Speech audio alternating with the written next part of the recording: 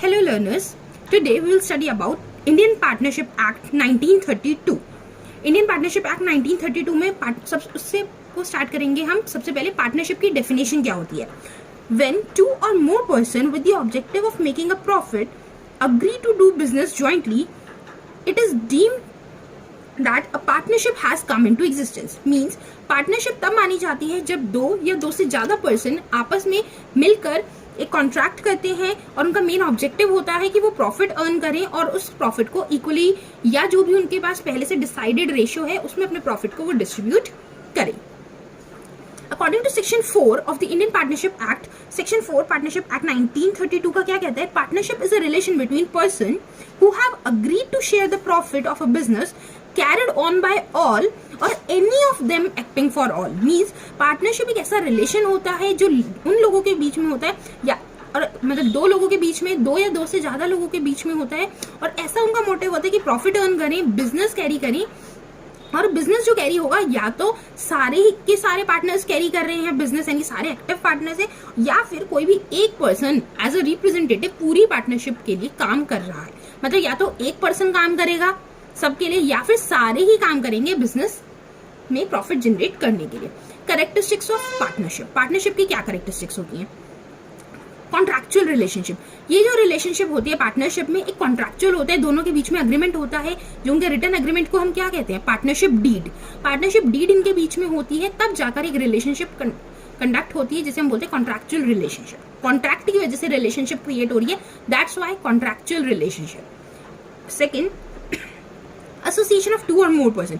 जब भी हम पार्टनरशिप की बात करेंगे कभी भी कोई एक सिंगल पर्सन पार्टनरशिप नहीं कर सकता. पार्टनरशिप के लिए दो या दो से ज्यादा पर्सन की जरूरत होती है, इसका मेन कैरेक्टरिस्टिक है. Next, existence of business. Means partnership तभी मानी जाएगी जब वो आपस में बिजनेस करने के लिए पार्टनरशिप कर रहे हैं. ये नहीं कि कोई दोनों ऐसे ही उन्होंने आपस में कॉन्ट्रैक्ट कर लिया तो वो पार्टनरशिप मानी जाएगी. मेन मोटिव होता है बिजनेस करना, बिजनेस करके प्रॉफिट जनरेट करना और उस प्रॉफिट को आपस में डिस्ट्रीब्यूट करना. नेक्स्ट आ जाए अर्निंग एंड शेयरिंग प्रॉफिट. वही पहले पॉइंट से रिलेशन कि बिजनेस चलाकर प्रॉफिट को अर्न करना और उसे आपस में शेयर करना जो उन्होंने प्रॉफिट जनरेट किया.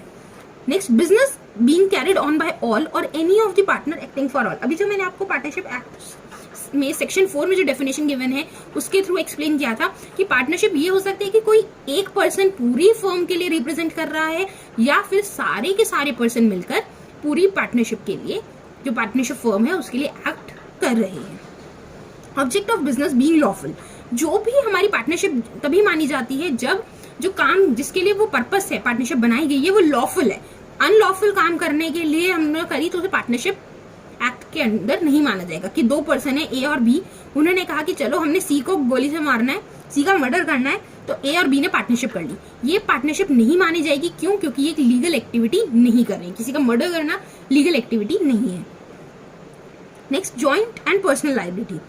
पार्टनरशिप में जॉइंट लायबिलिटी होती है, यानी कि कोई भी अगर पार्टनरशिप फर्म में लॉस होगा तो सब पर्सन की लायबिलिटी क्रिएट होगी और जितनी उन्होंने अपने एसेट्स लगाए हैं उससे ज्यादा भी उनकी लायबिलिटी हो सकती है और उनकी पर्सनल प्रॉपर्टी भी लायबल है अगर फर्म के लोन्स और एक्सपेंसेस डेट्स पे नहीं हो पाते हैं तो.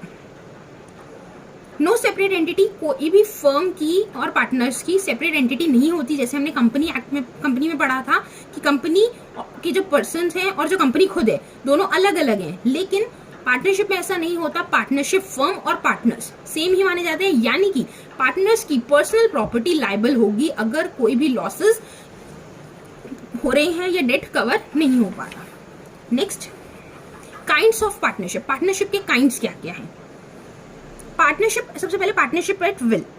अपनी इच्छा से बनाई गई है, उसे बोलते हैं पार्टनरशिप एट विल. जब भी कोई भी रिटर्न एग्रीमेंट में ऐसा नहीं दिया हुआ कि कितने टाइम पीरियड के लिए है वो, तो कोई भी पर्सन अपनी विश के अकॉर्डिंग, अपनी विल के अकॉर्डिंग कभी भी पार्टनरशिप से जा सकता है, उसे हम बोलेंगे partnership at will. Next, partnership for particular venture. एक पर्टिकुलर वेंचर के लिए या पर्टिकुलर काम के लिए, पर्टिकुलर प्रोजेक्ट के लिए जो पार्टनरशिप बनाई जाए उसे बोलते हैं partnership for a particular venture. For example, A और बी के बीच में पार्टनरशिप हुई कि हमने ये ब्रिज बनाना है. जैसे ही वो ब्रिज कंप्लीट हो जाएगा, पूरा बनकर तैयार हो जाएगा, तो ए और बी की पार्टनरशिप खत्म हो जाएगी. यानी कि एक पर्टिकुलर वेंचर के लिए जैसे ही वो वेंचर कंप्लीट हो गया, जैसे ही वो प्रोजेक्ट कंप्लीट हो जाएगा, वहां पर पार्टनरशिप भी एंड हो जाएगी. Next, partnership for a fixed period. Partnership for fix period means कि ए और बी ने टाइम पीरियड रखा था कि हम 6 साल के लिए पार्टनरशिप कर रहे हैं, तो 6 साल के बाद जैसे 6 साल ओवर होंगे उस टाइम पीरियड के बाद हमारी पार्टनरशिप एग्जिस्ट नहीं होगी, पार्टनरशिप खत्म हो जाएगी। Next one, ordinary partnership. Ordinary partnership क्या होती है? ऑर्डिनरी पार्टनरशिप वो पार्टनरशिप होती है जो हमारी पार्टनरशिप एक्ट 1932 के अंदर नॉर्मल पार्टनरशिप है, उसे हम ऑर्डिनरी पार्टनरशिप कहते हैं। ना तो उसमें कोई टाइम लिमिट के बारे में है, ना उनकी प्रॉपर एग्जिस्टेंस के बारे में है, लिमिटेड वेंचर के बारे में नहीं है, उसे हम बोलते हैं ऑर्डिनरी पार्टनरशिप। नेक्स्ट है हमारी लिमिटेड पार्टनरशिप। लिमिटेड पार्टनरशिप वो पार्टनरशिप होती है जिसमें कुछ पार्टनर्स की लायबिलिटी लिमिटेड होती है और कुछ पार्टनर्स की लायबिलिटी अनलिमिटेड होती है। कुछ लोग ऐसे होते हैं जो कि एक्टिवली पार्टिसिपेट नहीं करना चाहते पार्टनरशिप फर्म में, तो वो लोग क्या करते हैं, लिमिटेड पार्टनरशिप में एज अ लिमिटेड पार्टनर आते हैं, यानी कि उन्होंने जितने असेट लगाए हैं उतनी ही असेट तक उनकी लायबिलिटी होगी, उसके अलावा जितनी भी उन्होंने इन्वेस्टमेंट करी है उतनी तक ही उनकी लायबिलिटी होगी, उसके अलावा कोई लायबिलिटी नहीं होगी। थोड़ा सा डिटेल में पढ़ते हैं कि लिमिटेड पार्टनरशिप के क्या कैरेक्टरिस्टिक्स होते हैं। In such partnership there are 2 types of partners. इस वाली पार्टनरशिप में 2 तरीके के पार्टनर्स होते हैं। एक ऐसे जिनकी लिमिटेड लायबिलिटी होती है और ऐसे जिनकी लायबिलिटी अनलिमिटेड होती है। Second, it is essential to get such partnership registered. इस पार्टनरशिप को रजिस्टर करना जरूरी होता है पार्टनरशिप एक्ट में। The investment of the partner with limited liability must be in cash and fully paid. जो भी पार्टनर की लायबिलिटी लिमिटेड है उसकी जो भी वो इन्वेस्टमेंट कर रहा है वो इन्वेस्टमेंट कैश की टर्म में होनी चाहिए और फुली पेड होनी चाहिए, बाद में पेमेंट ना हो ऐसा कुछ नहीं होगा। A partner with limited liability can not bind the firm by his action. इसमें क्या था कि वैसे जो हमने पढ़ा था कि पार्टनर्स और पार्टनरशिप फर्म सेम ही होती है, यानी कि कोई भी एक पार्टनर अगर कोई कॉन्ट्रैक्ट करता है तो वो बाकी सारे पार्टनर्स पर लायबल होगा, ये पार्टनरशिप एक्ट में होता है। लेकिन जब लिमिटेड पार्टनरशिप की बात आती है तो जो भी हमारा ऐसा पार्टनर है जिसकी लायबिलिटी लिमिटेड है वो अगर कोई कॉन्ट्रैक्ट करता है तो वो बाकी के पार्टनर्स पर लायबल नहीं होगा। And the last one is the partnership firm does not and with the death, insolvency, lunacy of a partner with limited liability. जो भी लिमिटेड लायबिलिटी वाला पार्टनर है अगर वो ल्यूनेटिक हो जाता है, उसकी डेथ हो जाती है, वो इंसॉल्वेंट हो जाता है, उस कंडीशन में हमारी पार्टनरशिप एंड नहीं होगी।